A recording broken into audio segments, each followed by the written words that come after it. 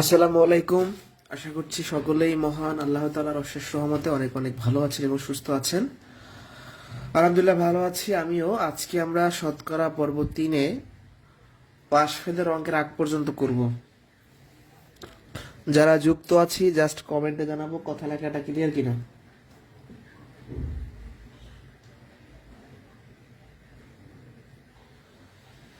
যারা যুক্ত আছি জানাবো কথা লেখা ক্লিয়ার কিনা। ক্লিয়ার থাকলে আমি শুরু করিব, দ্রুত জানান।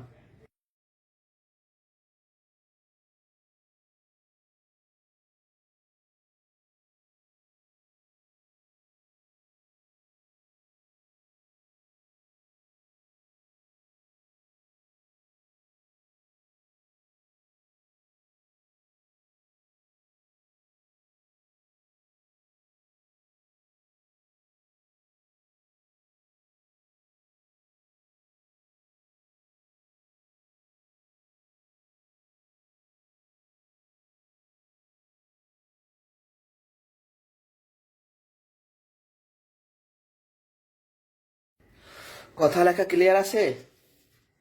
ওকে। তো গত ক্লাসে মেবি আমরা 67 নম্বর প্রশ্ন পর্যন্ত করেছিলাম। আজকে আমি শুরুতে যে অঙ্কগুলো দেখাবো অনেক বেশি গুরুত্বপূর্ণ। এই প্রশ্নগুলো অনেক বেশি গুরুত্বপূর্ণ। আচ্ছা, এর আগে একটু মিসিং আছে, আপনি একটু আমাকে সময় দেন।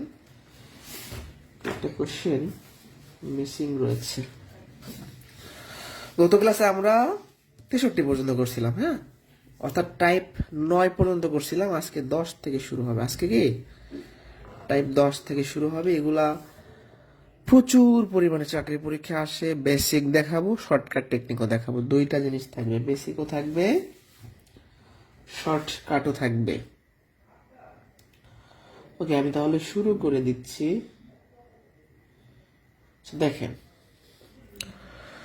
প্রশ্নগুলো হচ্ছে মূল্য হ্রাস বৃদ্ধির অঙ্ক, আর একটা অঙ্ক দেখবো শতকরা আয় কম বেশির অঙ্ক। তো মূল্য হ্রাস বৃদ্ধির অঙ্ক দিয়ে শুরু করি। যদি তেলের মূল্য 25% বৃদ্ধি পায়, তবে তেলের ব্যবহার শতকরা কত কমালে তেল বাবদ ব্যয় বৃদ্ধি পাবে না? এই প্রশ্নটা কমপক্ষে 15 থেকে 20টা চাকরির পরীক্ষা আসছে, কমপক্ষে, আরো বেশি হইতে পারে। তো মূল্য 25% বৃদ্ধি পাইছে, এখন আমাকে ব্যবহার কমাইতে হবে, তাহলে আমার ব্যয়ের কোনো পরিবর্তন হবে না।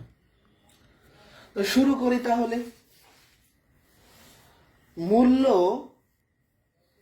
25% বৃদ্ধি পাইছে, এর মানে হলো যে 100 টাকার তেল 125 টাকা হয়েছে, এটা আগে বুঝতে হবে। তাহলে 25% বৃদ্ধিতে তেলের বর্তমান মূল্য কত? 25% বৃদ্ধিতে তেলের বর্তমান মূল্য কত হবে? 25% বৃদ্ধি মানে 100 টাকার তেল 25 টাকা বেড়ে 125 টাকা হবে, তাই না? তাহলে আমি 100 টাকার তেল এখন 125 টাকায় পাবো। প্রশ্নে বলে দিচ্ছে তেলের ব্যবহার কমাইতে, মানে আমি ব্যয় বৃদ্ধি করতে পারবো না। এর মানে আসলে কি? মানে হলো আমি আগেও 100 টাকার তেল ব্যবহার করতাম, এখন আমাকে 100 টাকার তেল ব্যবহার করতে হবে। আমি এর বেশি ব্যবহার করব না। মানে আমি মাসে তেলের জন্য একটা ফিক্সড খরচ রেখেছি, সেটা হলো 100 টাকা।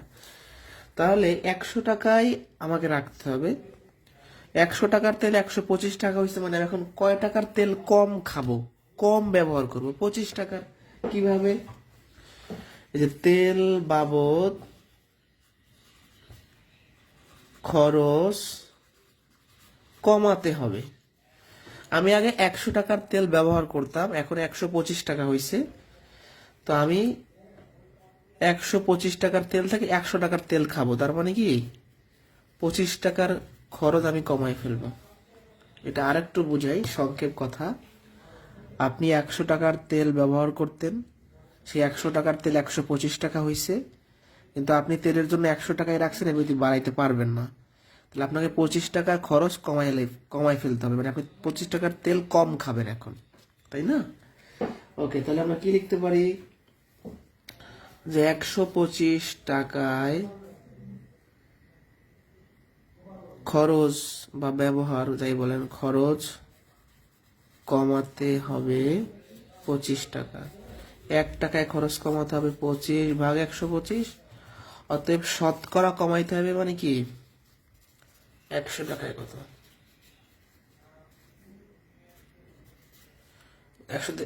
25 দিয়ে ভাগ করলে হচ্ছে 5, 5 দিয়ে 100 ভাগ করলে 20, তাহলে 20%। 100 টাকায় 20 টাকা মানে 20%, এটা হচ্ছে আনসার।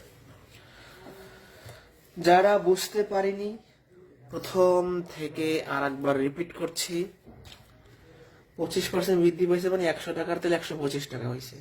আমি তেলের জন্য আগেও 100 টাকা খরচ করতাম, এখনো 100ই করবো, তার মানে 25 টাকার তেল আমাকে কম খাইতে হবে। ব্যাপারটা কিন্তু বোঝেন, এইটা কিন্তু অনেকে বোঝে না। আপনি বাজারে যাওয়ার আগে 100 টাকা তেলের জন্য ফিক্স রাখছেন, এখন 100 টাকার তেল 125 হয়েছে, আপনি কি করবেন? 125 টাকার তেল না নিয়ে ওই 100 টাকার তেলে নেবেন, তার মানে 25 টাকার তেল আপনি কম খাইবেন। 125 টাকায় কম খাইতেছেন 25 টাকা, 1 টাকায় খাইবেন কত আর 100 টাকায় খাইবেন কত, এই ম্যাথ শেষ। মানে রিটার্নটা কিন্তু বুঝতে হবে, রিটার্নটা কিন্তু অনেক মজার। আর এই টাইপের কোশ্চেন শর্টকাটেও সমাধান করা যায়। শর্টকাটে সমাধান করার টেকনিক হচ্ছে 100 গুণন পি, পি মানে যে শতকরাটা থাকবে, যে পার্সেন্টেজ থাকবে, তাহলে 100 গুণ পি মানে কত 25, 100 প্লাস মাইনাস পি। যদি শতকরাটা বৃদ্ধি পায়, এখানে কমলো না বললো সেদিকে না, এই শতকরা, শতকরা যদি বৃদ্ধি পায় তাহলে হবে কি প্লাস, আর কমলে হবে মাইনাস। যেহেতু বৃদ্ধি পেয়েছে তাহলে কি হবে 100 প্লাস 25, তাহলে 20 হচ্ছে আনসার।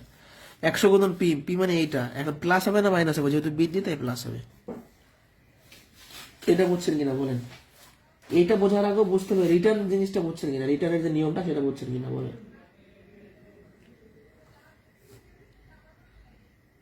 ঠিক আছে,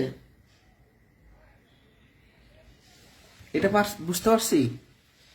আমি 100 টাকার তেল ব্যবহার করতাম, সেই তেল 125 হয়ে গেছে, কিন্তু আমি খরচ বাড়াবো না, 100 খরচ করতাম এখন 100 খরচ করব, তাহলে 25 টাকার তেল আমি কম খাবো। তাহলে 125 টাকায় আমি কম খাইতেছি 25 টাকা, 100 হইলে খাইতাম 20 টাকা। মানে বুঝি নাই এমন কেউ আছেন? ফ্রাঙ্কলি বলবেন, মানে অন্যরা বুঝতে পারছে কিন্তু আপনি বুঝতে পারেন নাই, তার মানে যে আপনি কোশ্চেন করবেন না তা কিন্তু না। কাপড়ের মূল্য 20% কমে গেলে কোনো ব্যক্তি খরচ বৃদ্ধি না করেও কাপড়ের ব্যবহার শতকরা কত বৃদ্ধি করতে পারবে? তাহলে 20% কমে কাপড়ের বর্তমান মূল্য কত? 20% কমা মানে হচ্ছে 100 টাকার কাপড় 20 টাকা কমে 80 টাকা হবে। ধরেন আমি বাজারে যাওয়ার আগে হিসাব করছি যে আমি 100 টাকার কাপড় কিনবো, 100 টাকা, এখন সেই 100 টাকার কাপড়টা 80 টাকা হয়েছে, তাহলে আমার হাতে 20 টাকা আছে, তাই না? এই 20 টাকার আমি ব্যবহার এখন বাড়াইতে পারবো। মানে একটু ব্যাপারটা বোঝেন, আপনি 100 টাকা কাপড়ের জন্য রাখছেন, কিন্তু সেই 100 টাকার কাপড়টা 80 টাকা হয়েছে, তার মানে আপনার হাতে 20 টাকা আছে, ওই 20 টাকা কি আপনি আরো ব্যবহার বাড়াইতে পারবেন, আরো কাপড় পাইবেন, তাই না? তাহলে বলতে পারি ব্যবহার বৃদ্ধি করতে পারবে। 100 টাকার কাপড় 80 টাকা হয়েছে মানে 20 টাকার ব্যবহার বাড়াইতে পারবে। তাহলে বলতে পারেন কি 80 টাকায় ব্যবহার বাড়াতে পারবে 20 টাকা। 1 টাকায় ব্যবহার বাড়াতে পারবে 20/80, অতএব শতকরা মানে 100 টাকায় 80, 20 দিয়ে 80কে ভাগ করলে 4, 4 দিয়ে 100কে ভাগ করলে 25, তাহলে অ্যান্সার হচ্ছে 25। 100 টাকায় 25 টাকা মানে 25%। আর একবার দেখেন, 20% কমছে মানে 100 টাকার কাপড় 80 টাকা হয়েছে, তার মানে আপনার হাতে 20 টাকা আছে, এই 20 টাকা আপনি আরো ব্যবহার বাড়াইতে পারবেন, আরো কিছু কাপড় কিনতে পারবেন। তাহলে 80 টাকায় আপনি 20 টাকা বাড়তি করতে পারতেছেন, 100 টাকায় পারবেন 25 টাকা।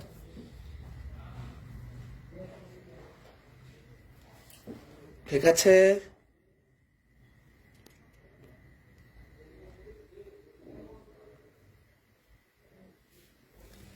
বুঝতে পারছি। শর্টকাটে যদি করি 100 গুণন পি, পি মানে কত 20, প্লাস হবে না মাইনাস হবে, এটা কিন্তু কমছে। পার্সেন্টেজ কি হচ্ছে সেটা দেখাবো, এখানে কি বলছে না বলছে পরের ব্যাপার, পার্সেন্টেজ কি কমতেছে, তাহলে মাইনাস।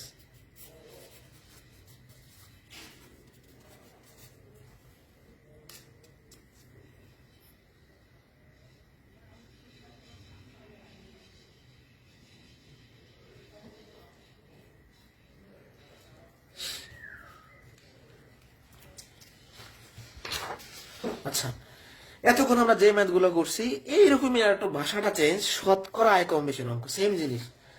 দেখেন প্রশ্ন কিন্তু সেম, ভাষাটা একটু একটু চেঞ্জ করে দিছে। দেখেন, কয়ের বেতন ক্ষয়ের বেতন অপেক্ষা শতকরা 35 টাকা বেশি। ক্ষয়ের বেতন কয়ের অপেক্ষা কত টাকা কম? কয়ের বেতন ক্ষয়ের বেতন অপেক্ষা শতকরা 35 টাকা বেশি মানে কি? ক্ষয়ের বেতন যদি 100 টাকা হয়, কয়ের হবে 135 টাকা। শতকরা 35 টাকা বেশি মানে কি? ক্ষয়ের 100 হইলে কয়ের হবে কি 135 টাকা। তাহলে ক্ষয়ের বেতন 100 টাকা, এটা কিভাবে বুঝলাম, পাইলাম কই? ওই যে বলছে কয়ের বেতনটা ক্ষয়ের অপেক্ষা শতকরা 35 টাকা বেশি, তার মানে কি ক্ষয়ের যদি 100 হয়, কয়ের হবে 135। তাহলে কয়ের বেতন 135, তাহলে ক্ষয়ের বেতন হলো 100 আর কয়ের হলো 135, তাহলে ক্ষয়ের কম কত? ক্ষয়ের কম 135 থেকে 100 টাকা মানে 35 টাকা তার কম। ক্ষয়ের 35 টাকা কম। আর একবার দেখেন, ক্ষয়ের বেতনটা 100 কিভাবে বুঝলাম, যে শতকরা। ক্ষয়ের 100 হইলে কয়ের হবে 135, তার মানে ক্ষয়ের 35 টাকা কম। তাহলে 135 টাকায় বেতন কম 35 টাকা, 1 টাকায় বেতন কম হবে 35/135। অতএব শতকরা মানে 100 টাকায়।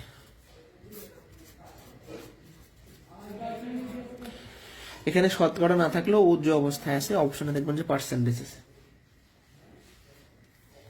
ঠিক আছে, তাহলে উপরে হয় 3500 আর নিচে হয় 135। ঠিক আছে,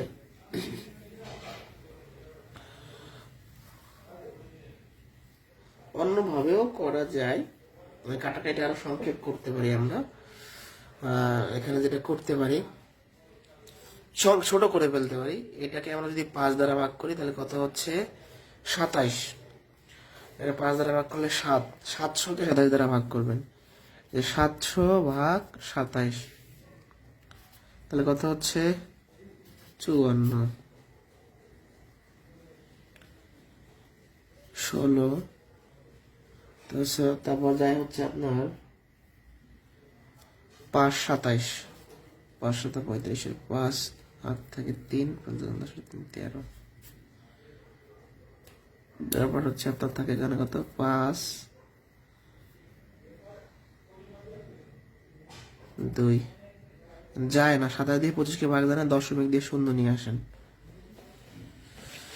তারপর হচ্ছে 27, এটাকে আপনারা 8 দ্বারা আবার 9 দ্বারা নিতে পারেন। 9 7 নং 3 মানে 25 পয়েন্ট সামথিং হবে। 7 নং 3 8 থেকে 6, 9 দেখুন 18 আর 6, তাহলে কত হচ্ছে 7 7 থাকে এখানে। এরপর যায় না, আবার শূন্য দিয়ে কাজ করবেন, এরকম 25 পয়েন্ট সামথিং হবে, অর্থাৎ 25.96 এরকম কিছু একটা হবে। আরো সামনে যাওয়া যাবে, আবার এটাকে নেবেন 2 দ্বারা 3 দ্বারা, এটাকে 2 দ্বারা যাবে, এরকম করে 25 পয়েন্ট সামথিং হবে। এটা খুবই সহজ একটা অঙ্ক। দেখেন, ক্ষয়ের বেতন 100 হইলে কয়ের 135, তার মানে ক্ষয়ের 35 টাকা কম। তাহলে 135 টাকায় তার 35 টাকা বেতন কম হয়, 100 টাকায় হবে তার এত টাকা কম। এটা বুঝছে কিনা? এটা বুঝলে আমরা নতুন অঙ্ক শুরু করবো, খুবই ইম্পর্টেন্ট অঙ্ক করাবো। বাকিগুলো নিজেরা প্র্যাকটিস করবেন বাসায়।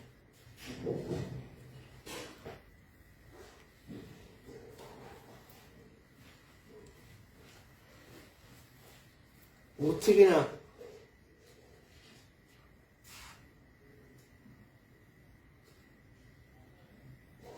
আচ্ছা, এবার দেখেন, এবার একটা সূত্র শেখাবো, মাত্র একটা সূত্র শেখাবো, এটা খুবই জরুরি। একটা সূত্র শেখাবো, কিন্তু এখান থেকে আপনি বিসিএস দেন, নিবন্ধন, প্রাইমারি, যা খুশি দেন না কেন, ব্যাংকের পরীক্ষা দেন, যে কোনো সরকারি চাকরির পরীক্ষা দেন না কেন, একটা প্রশ্ন আপনি কমন পাবেন। এবং এই একটা সূত্রের সাহায্যে শত শত প্রশ্ন সলিউশন করা যাবে। শত শত প্রশ্ন কি সলিউশন করা যাবে। একটা সূত্র দিয়ে। এবং ব্যাংকের যত প্রিলি পরীক্ষা হয় একটা প্রশ্ন থাকে এই সূত্রের। বিসিএস 45, বিসিএস 41, বিসিএস বিভিন্ন বিসিএস এখান থেকে প্রশ্ন হয়েছে একটা সূত্র থেকে। আমি কিন্তু এই কোশ্চেনে বেসিক দেখাবো আগে, বাট আমার আলটিমেটলি গোল থাকবে এই সূত্রটা শেখা। ওকে, এদিকে যাচ্ছি পরে, আমি বেসিকটাকে শেখাই। বেসিকটা শেখাই, তারপরে এই বিষয়ে পরে কথা হবে। সূত্রটা আলাদাভাবে শিখবো, আমরা বেসিকটাকে দেখাচ্ছি। মানে এই ম্যাথটা এক নিয়মে করব, অন্য নিয়মে করব। গতকাল একটি জিনিসের দাম 10% বেড়েছিল, আজ 10% কমেছে। জিনিসটির দাম মোট কত বেড়েছে বা কমেছে? আমি আগে বেসিক নিয়মে করি। 10% বাড়ছে মানে কি? 100 টাকার জন্য 110 টাকা হয়েছে। তাহলে 10% বৃদ্ধিতে গতকাল জিনিসটির দাম ছিল 10% বাড়া মানে 100 টাকা জিনিস 10 টাকা বেড়ে 110 টাকা হয়েছে। তাহলে এটা কিন্তু বর্তমান দাম। এইটা হওয়ার পর আবার 10% কমছে। আচ্ছা, এই 10% কমা কিন্তু 100 থেকে 10 বিয়োগ না, 110 থেকে 10%, এই হিসাব করতে হবে। মানে আপনাকে একটু আমি বুঝাই দিই। 100 টাকা ছিল, সেখান থেকে 110 হয়েছে, এখান থেকে আবার 10% কমবে। তাহলে 10% কমা মানে কি? 10% কমে কতটুকু কমে? 110-এর 10% করেন, 110 এর মানে গুণ 10%, 10 ভাগ 100, তার মানে 11 টাকা। তাহলে 110 টাকার জিনিস 11 টাকা কমে গেছে। তাহলে কি বর্তমানে দাম কত? আজ জিনিসটির দাম, আজ জিনিসটির দাম 110 ছিল, এখান থেকে 11 টাকা কমবে মানে কি? 99 টাকা। তাহলে এটা 99 হয়ে গেছে। 100 দিয়ে শুরু হয়েছে, ঘুরে ফিরে 99-তে আসে। তাহলে কি দামটা কমলো নাকি বাড়লো? কমে গেছে। 100 টাকার জিনিস শেষে 99 টাকা হয়েছে, মানে 1 টাকা কমছে। যারা বুঝি নাই আর একবার বুঝাই দিচ্ছি। তাহলে অতএব কমেছে। 100 দিয়ে শুরু করছিলাম, এই যে 100 দিয়ে শুরু করছিলাম, 99 দেশে ঠেকছে। তাহলে 1 টাকা। প্রথম থেকে বোঝায়, একদম সোজা জিনিস। জিনিসটির দাম শুরুতে 100 থাকবে, এটা লিখে রাখেন 100, তাহলে ভালো হয় বুঝতে। শুরুতে জিনিসটার দাম 100, তাহলে 10% বাড়ছে মানে 110। 10% কমছে, এটা গতকাল 110 ছিল, এই জিনিসের উপর 10% কমবে। তো 110-এর 10% কমা মানে 11 টাকা কমা, তার মানে 99 টাকা থাকা। 110 টাকার জিনিস 10% কমা মানে 11 টাকা কমা। তাহলে আজকে দাম কত? 99 টাকা। আপনি 100 দিয়ে শুরু করছিলেন, মাঝখানে 110-এ উঠছে, আবার 199-তে নেমে গেছে। তাহলে আলটিমেটলি 100 টাকার জিনিস 99 টাকা হয়েছে, মানে 1 টাকা কমছে। সবাই শিটে এই জিনিসটা লিখে রাখেন, নাহলে কিন্তু এই জিনিসটা ভুলে যাবেন। দেখেন, ভালো করে খেয়াল করেন। 100 দিয়ে শুরু করছেন, মনোযোগ দেন। 110-এ আসছে, 110-এর 10% মানে কি? 11 টাকা কমা, তার মানে 99 টাকা হয়েছে। তাহলে অতএব 100 থেকে 99 হয়েছে, মানে 1 টাকা কমছে। একজন কোশ্চেন করছেন কি যে 10% কমছে মানে বিয়োগ করেন না কেন? অবশ্যই বিয়োগ করছি, কেন বিয়োগ করবো না? 110 টাকার জিনিস 10% কমছে, কার 10%? 110-এর 10%, 110-এর 10%, অবশ্যই আমি বিয়োগ করছি। এই যে আপনি এইটুকু জিনিস এক লাইনে করতে পারেন, আমি আপনাকে ভেঙে দেখাচ্ছি, আপনি এক লাইনে করতে পারেন। দেখেন, 110 থেকে 10% কমা, তাহলে 110-এর 10% কমবে 99 টাকা। আপনার কোশ্চেনের জবাব হচ্ছে এখানে, অবশ্যই বিয়োগ করছি। এখন আপনি বলতে পারেন যে 10% কমছে মানে কি এরকম করব? হ্যাঁ, 100 হইলে আমি তখন এরকম করতে পারতাম, বাট আমার জিনিসটার দাম তো এখন 110। তাহলে 110 টাকার জিনিসের 10% কমা মানে 11 টাকা কমা। তাহলে 110 টাকার জিনিসে 11 টাকা কমা মানে 99 টাকা থাকা। এবার বলেন বুঝছেন কিনা যে কোশ্চেনটা করছেন? খুব সুন্দর প্রশ্ন, আর একবার বুঝাই। 100 ছিল, 110 হয়েছে, এখান থেকে 10% কমবে। তাহলে কমলে বিয়োগ হয়। তাহলে যে 110 টাকার জিনিস, এখান থেকে 10% কমবে, কার 10% কমবে? 110-এর 10% কমবে 10%। তাহলে 110 মাইনাস 11, 99 টাকা। 100 টাকার জিনিস 110 হয়েছে, পরে 99-তে নামছে, তার মানে 1 টাকা কমছে। বুঝতে পারছি? এবার আমার সূত্রটা শিখাইতে হবে। এই সূত্রটা মূলত আমি এই নিয়মে সব ম্যাথ করাবো না, আমি এই স্টাইলে চলে যাবো, কারণ এই স্টাইলে অনেক ম্যাথ করা যাবে একসাথে। সূত্রটা খুবই সহজ, অতিশয় সহজ। এরকম যদি 2টা পার্সেন্টেজ দেওয়া থাকে বা একটাও থাকতে পারে, এরকম যদি কমে বাড়ে বা দুইটাই কমে দুইটাই বাড়ে, মোটের উপর যদি বের করতে হলে মোট পরিবর্তন সূত্র হচ্ছে P one plus P two, P one গুণন পি টু ভাগ 100। পি অন মানে পার্সেন্টেজ অন, অর্থাৎ প্রথম শতকরা, এটা দ্বিতীয় শতকরা। কিন্তু অবশ্যই খেয়াল রাখবো পি ওয়ান পি টুর মান প্লাস মাইনাস হইতে পারে বা মাইনাস হইতে পারে প্লাস হইতে পারে, অর্থাৎ পার্সেন্টেজ যদি বাড়ে তাহলে প্লাস থাকবে, আর বাড়লে প্লাস থাকবে, আর কি কমলে মাইনাস হবে। এই এখানে বলে দিছে একটা ম্যাথ করা, যেমন এই ম্যাথটা আমরা সূত্রের সাহায্যে করি। হ্যাঁ, তো শুরুতে পি ওয়ান পি টু বের করবো। প্রথমটা হচ্ছে 10%, মানে 10। এখন কি বাড়বে নাকি কমবে? বাড়ছে, তাহলে এটা প্লাস হবে। আর পরেরটা কি বলছে?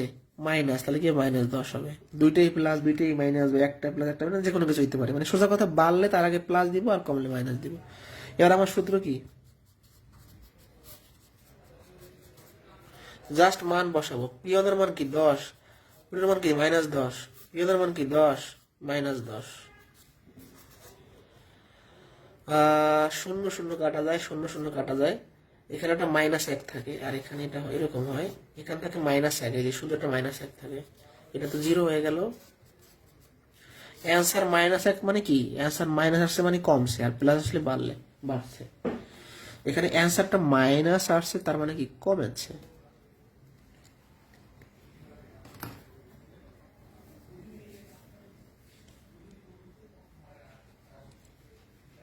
বুঝি না এখনো? দেখেন, এইটুকু একটু বুঝাই দিই এখানে সাইড করে। 10 আর 10 গুণ করলে কত হয়? 100। সামনে একটা মাইনাস থাকবে, 100। 100কে 100 দ্বারা ভাগ করলে কিন্তু 0 হয় না, একটা 1 থাকে, এটা মনে রাখতে হবে। তাহলে -1। যদি বাড়তো বলতো তাহলে আপনি যোগ করতেন, 110 লিখে যোগ লিখে তারপর 110-এর 10% লিখতেন। বাড়লে যোগ হয়, কমলে মাইনাস হয়। এই লাস্ট নিয়মটা কি বুঝতে পারছেন? এই নিয়মটা আমি সব ম্যাথ এখন এই নিয়মে করাবো।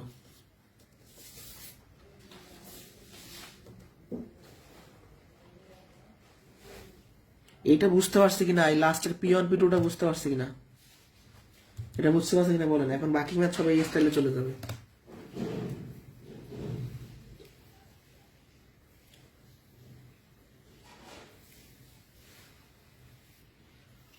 আর একটা ক্লাস হলে বড় চ্যাপ্টারটা শেষ। আগামী ক্লাসে এটা শেষ করে দেব ইনশাআল্লাহ।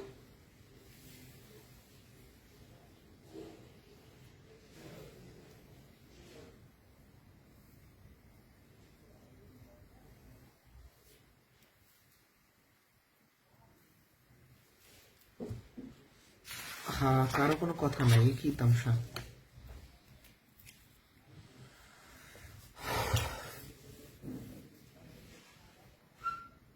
মানে বিসিএস এ একটা মার্ক পাবেন এখান থেকে, শিওর থাকে।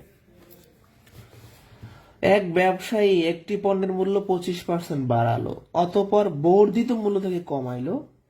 সর্বশেষ মূল্য সর্বপ্রথম মূল্যের তুলনায় কত কম বেশি? বেসিক নিয়মকে লাগার মতো করবেন। আমি পি ওয়ান পি টু তে চলে যাচ্ছি।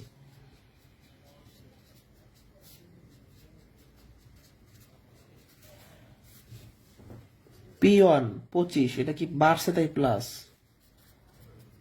কমছে তাই মাইনাস। এটাও মাইনাস হইতে পারে, এটা প্লাস হইতে পারে, দুইটা মাইনাস দুইটা প্লাস, যে কোনো কিছু হইতে পারে।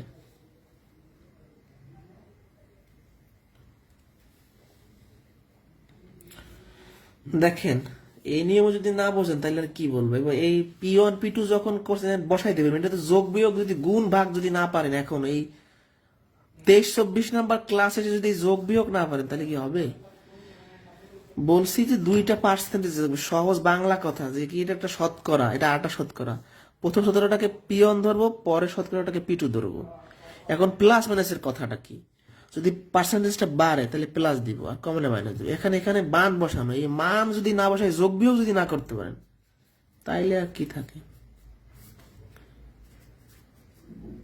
এই বয়সে যদি যোগ বিয়োগ মানে গুণ ভাগ যদি ঠিক মতো না পারেন, এই যে প্লাসে মাইনাসে গুণ করলে মাইনাস হয়ে যায়। 25 দিয়ে যদি 100-কে ভাগ করি কত হয়? 4। 25-কে 4 দ্বারা ভাগ করলে 424 থাকে কত? 1। 4 দিয়ে 1-কে ভাগ দেয় না, দশমিক দিয়ে 0। 4 দেখুন কি 8 থাকে কত? 2 0।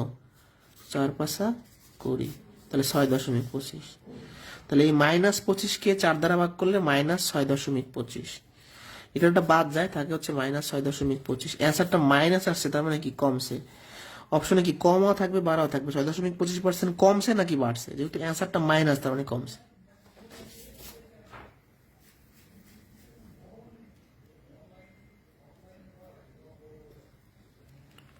ঠিক আছে,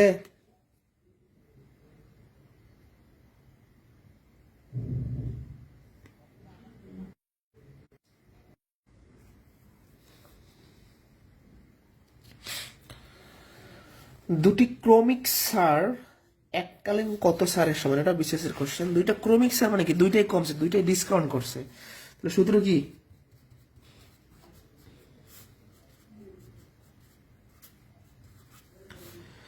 P1 20, P2 15। এখন দুইটা ক্রমিক সার মানে কি পরপর ডিসকাউন্ট করা, দুইটাই ডিসকাউন্ট, সার মানে কি বিয়োগ করা, দুইটাই মাইনাস হবে। -20 -15 -20 গুণন -15, নিচে হলে 100। -20 এখানে প্লাস মাইনাসে গুণ করলে মাইনাস হয়ে যাচ্ছে, মাইনাসে মাইনাসে যদি গুণ করি, এটা আমরা বীজগণিতে খুব ভালো করে শেখাবো, বা যারা আগে শিখতেছেন বীজগণিতের শীটে আছে, বীজগণিতিক রাশির যে চ্যাপ্টারটা একদম বীজগণিতের শুরুতে এগুলো দিয়ে দিচ্ছি যে মাইনাসে মাইনাসে কি হয় না হয়, মাইনাস মাইনাস গুণ করলে প্লাস হয়ে যায়। তাহলে দেখেন 20 দিয়ে 100 কে ভাগ করলে কত হয় 5, 5 দিয়ে 15 কে ভাগ করলে কত হয় 3, তাহলে আলটিমেটলি এখানে একটা 3 থাকতেছে, শুধু 3 প্লাস 3, মাইনাস কিন্তু উঠে যাচ্ছে, এখানে কত হয় -35 যোগ 3, তার মানে -32, তাহলে 32% হচ্ছে আনসার। 32% হ্রাস, যেহেতু মাইনাস তাহলে কি 32% হ্রাস হবে, বৃদ্ধি না হ্রাস, আনসার হবে এটা। ঠিক আছে,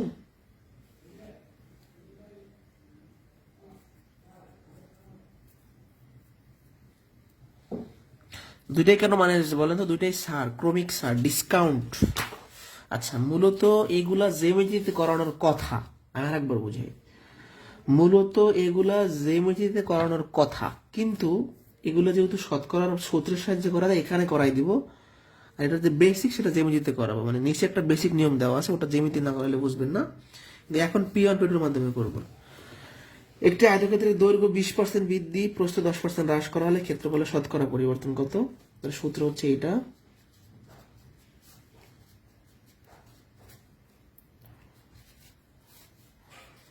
P1 হচ্ছে 20, P2 হচ্ছে 10, এটা বৃদ্ধি বেশি তাই প্লাস, এটা হ্রাস পাইছে তাই মাইনাস।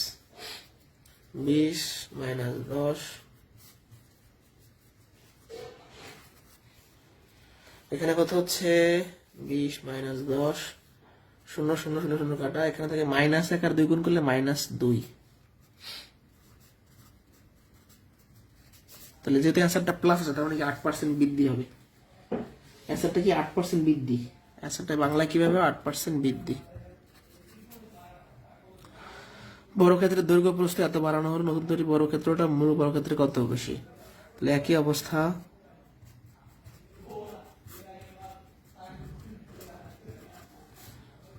P1 30, P2 20, দৈর্ঘ্য বাড়াইছে প্রস্থ বাড়াইছে, দুইটাই প্লাস, দুইটা যদি প্লাস হয় জাস্ট মান বসাবো আর যোগ বিয়োগ করবো, এতে একদম, এটা যে কত সহজ এবং কত কাজে দেয় এই সূত্রটা পরীক্ষার হলে গেলে বুঝবেন। 6 56, এটা অনেক কাজে দেয় পরীক্ষার হলে। মূলত আজকের ক্লাসের মেইন জিনিস হচ্ছে এটা, P1 + P2 + P1 × P2 ভাগ 100।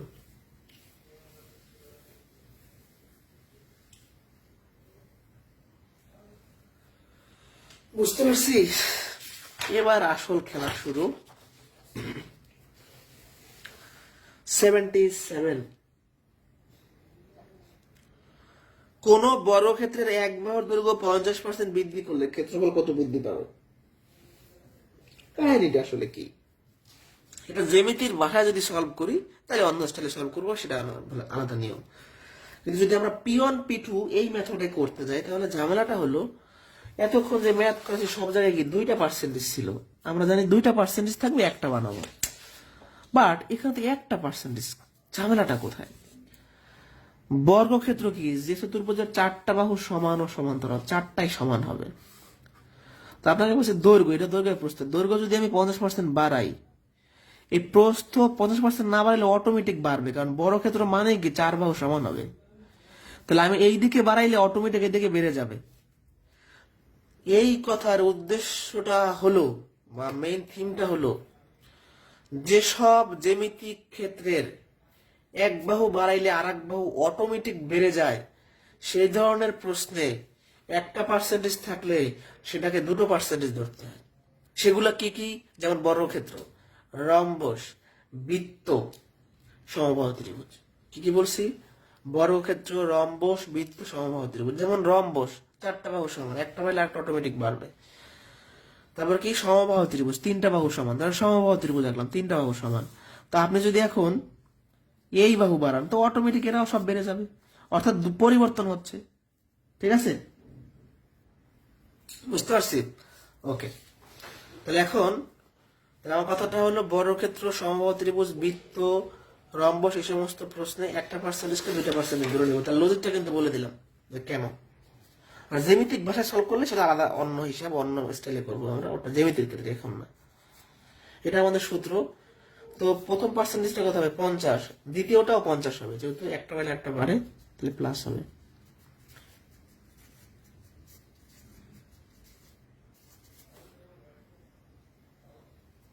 তাহলে 125,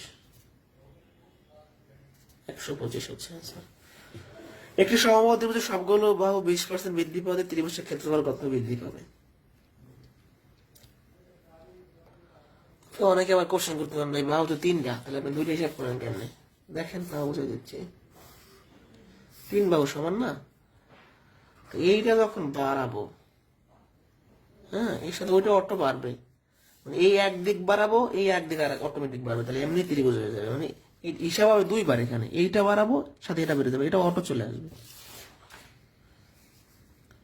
এখানেও সেম অবস্থা, তাহলে দুইটাই কি, P1 হবে 20, P2 হবে 20, দুইটাই প্লাস, দুইটাই যেহেতু বৃদ্ধি, তাহলে 20 যোগ 20 প্লাস 20 গুণন 20 ভাগ 100। সহজ জিনিস। এখানে 40, 0 0 কাটা, 0 0 কাটা, 2 গুণে 4, 44 হচ্ছে আনসার।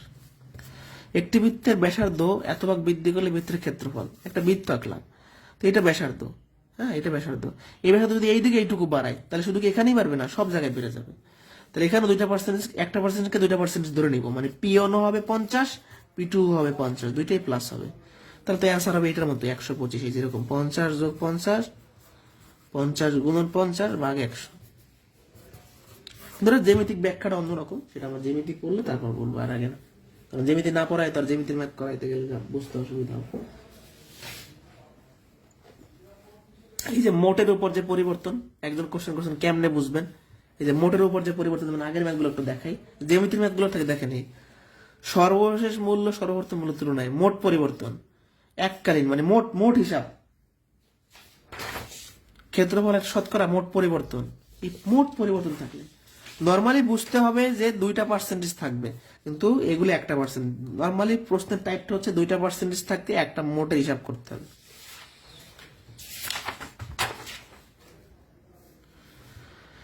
একটি আয়তক্ষেত্রের দৈর্ঘ্য 5% বৃদ্ধি করলে তার ক্ষেত্রফল কত? আচ্ছা, আমি এতক্ষণ বলছি যে 1%কে 2% ধরবো, আয়তক্ষেত্রের ক্ষেত্রে কি ধরবো না? এটা বিসিএস আসছিল, সূত্র তো আমাদের এইটা, এই জন্য এগুলো জানতে হবে। আয়তক্ষেত্র কি? আয়তক্ষেত্র হলো যে চতুর্ভুজের বিপরীত বাহুগুলো সমান ও সমান্তরাল, এই বাহু এই বাহু সমান, এই বাহু এই বাহু সমান, তখন দৈর্ঘ্য যদি 5% বাড়াই, হ্যাঁ, কিন্তু প্রস্থ কিন্তু বাড়বে না, প্রস্থ যা আছে তাই থাকবে। মানে আয়তক্ষেত্রে দৈর্ঘ্য বাড়াইলে প্রস্থ বাড়ে না। তাহলে P1 যখন 5%, মানে +5, P2 কিন্তু 0, P2 কিন্তু বাড়তেছে না, মানে অর্থাৎ দৈর্ঘ্য বাড়াইলে প্রস্থ বাড়তেছে না। আয়তক্ষেত্রের ক্ষেত্রে দৈর্ঘ্য বাড়াইলে প্রস্থ বাড়ে না, কিন্তু বড় ক্ষেত্রে বাড়ে, সমবাহু ত্রিভুজের ক্ষেত্রে বাড়ে, রম্বসের ক্ষেত্রে বাড়ে। তাহলে এখানে একটা পার্সেন্টকে দুটো ধরা যাবে না, একটা বাড়ে না মানে 0, একটা 5 বাকিটা 0, তাহলে আনসার হচ্ছে 5, এটা করাই লাগবে না, 0। ঠিক আছে, 84 নাম্বার হচ্ছে অরিজিনাল কোশ্চেন, 84 নাম্বার, এটা সেটা আনসার নাই, ভালো করে দেখাবো এখানে। ঠিক আছে। আর একটা কারেকশন করেন, 32 নাম্বার শীটের টাইপিং মিস্টেক আছে, শীটের 32 নাম্বার এটা গ হবে 80%, শীটের 32 নাম্বার এটা গ হবে 80%, টাইপিং মিস্টেক ঘ আছে, গ হবে শীটের 32। একজন 83 নাম্বার বুঝেন নাই, আয়তক্ষেত্র হলো দৈর্ঘ্য বাড়াইলে প্রস্থ বাড়ে না, আপনি দৈর্ঘ্যটাকে বৃদ্ধি করতেছেন, তাহলে প্রস্থের কোনো পরিবর্তন নাই, জন্য প্রস্থ 0, আর কিছু না। মানে এখানে একটা বাড়লে একটা বাড়ে না, আর আগের ম্যাথগুলো একটা বাড়লে একটা বাড়ে জ্যামিতির নিয়ম অনুযায়ী, সেই জন্য ওখানে একটা পার্সেন্টেজকে দুইটা ধরছে, আর এখানে ধরি নাই। এখানে আয়তক্ষেত্রের দৈর্ঘ্য বাড়াইলে প্রস্থ বাড়বে না, যেরকম আছে সেরকম থাকবে। আচ্ছা 84 নম্বর ম্যাথটা অনেক ইম্পর্টেন্ট, মনোযোগ দিবেন। একটি 10,000 টাকার বিলের উপর এককালীন 40% ডিসকাউন্ট, মানে কমতি আর কি, পরপর 36% ও 4% কমতির পার্থক্য কত, এটা আগে বুঝাই বলি এই ম্যাথটা। আপনার কাছে 10,000 টাকা আছে, মনোযোগ দেন, 10,000, 10,000, তো আপনি 10,000 টাকার একবারে 40% কমাই দিবেন, আর এখানে একবার না কমাইয়া প্রথমে কমাইবেন 36%, পরে কমাইবেন 4%, এখানেও কিন্তু 36 আর কত 40, কথাটা আমি বুঝাই বলি। একবারে কমাবো আর একবারে না কমে দুই ধাপে কমাবো, তাহলে এখানে যে কমানোটা হবে আর এই এখানে যে মোট কমানো হবে, দুই কমানোর পার্থক্য কত হবে, এটাই প্রশ্ন চাইছে, বুঝতে পারছি?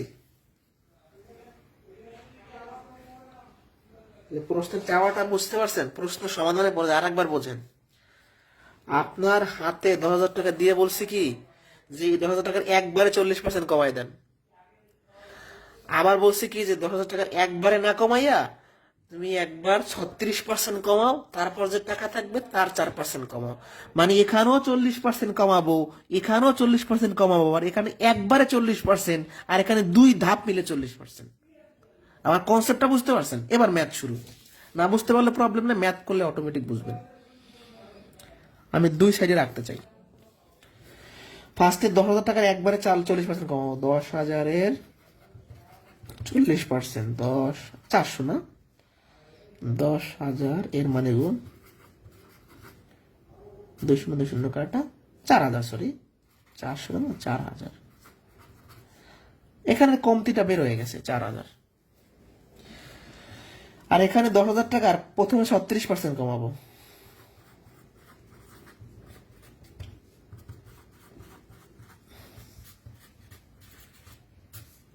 তাহলে 3600,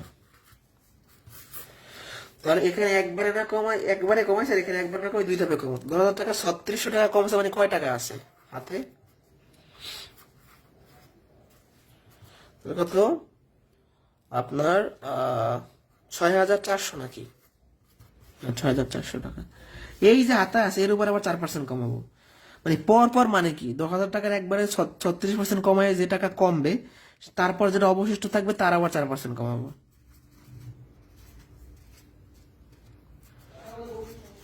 4% মানে 4/100, 4/1600, এক থেকে 1, 4/7 এটা 256 টাকা, তো এর থেকে 256 টাকা কমছে, মানে কি কত টাকা আছে,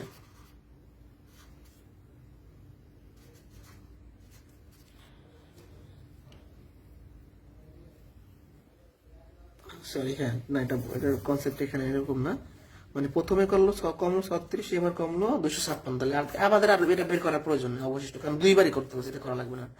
তাহলে প্রথমে কমলো 3600, আর পরে কমলো হচ্ছে আমার 256, মোট কমলো 3856। মনোযোগ দেন, আর একবার বুঝাবো। 10,000-এর ডিরেক্ট 40% কমাইলাম 4,000, আর 10,000-এর ডিরেক্ট 40% না কমাই প্রথমে কমাইলাম 36%, তাইলে সেখানে কমতি বা ডিসকাউন্ট 3600, আবার কমাইলাম 4%, সেখানে হয় 256, তাহলে দুইবারের ডিসকাউন্ট মিলে হয় 3856, তাহলে একবারে কমাইলে হয় 4,000, আর দুইবারে কমাইলে হয় 3856, তাহলে এই দুইটা জিনিসের পার্থক্য 144।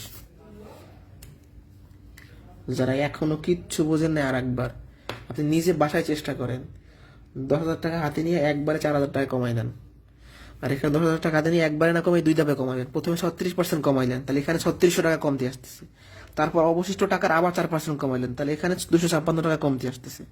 আপনার কিন্তু 40% কমাইছেন, কিন্তু দুই ধাপে 36 + 4 কি 40ই তো, তাহলে এখানে একবার 3600, একবার 256, মোট 3856, তাহলে একই টাকা ডিরেক্ট 40% কমাইলে কত হয়,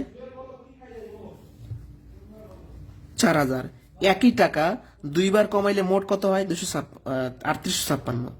তাহলে এখানে কমলো 4000, এখানে কমলো 3856, পার্থক্য হলো 144।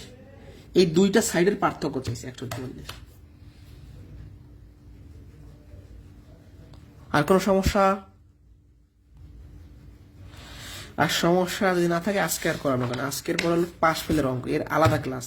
এর সাথে এগুলো আমরা মিলাই না, পাশ ফেলের আলাদা ক্লাস আজকে পর্যন্ত। এরপর পাশ ফেলের আলাদা ক্লাস হবে। হ্যাঁ, বারবার ডিসকাউন্ট থেকে একবার ডিসকাউন্টে লাভ বেশি, একবারে বেশি কমে, একবারে বেশি ডিসকাউন্ট হয় আর দুইবারে কম হয়। বুঝতে পারছেন? এর ফাঁকিবাজি করে দোকানদাররা কিন্তু।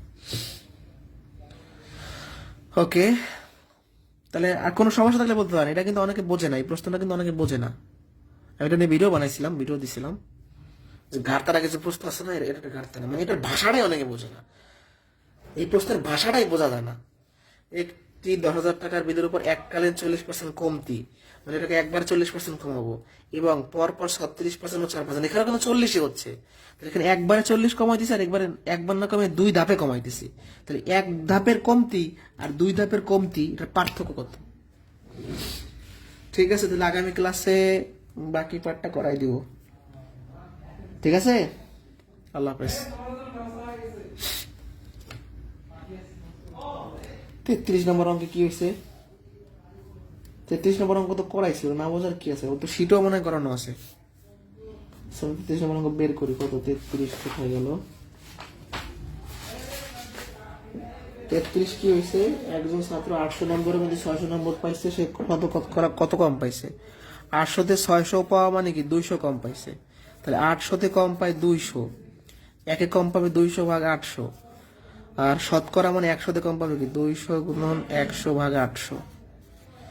200 কাটা 8 25 200, এটা কি বোঝেন নাই?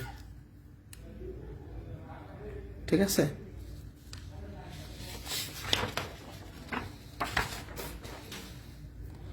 ওকে, আজকে এই পর্যন্তই। আল্লাহ হাফেজ।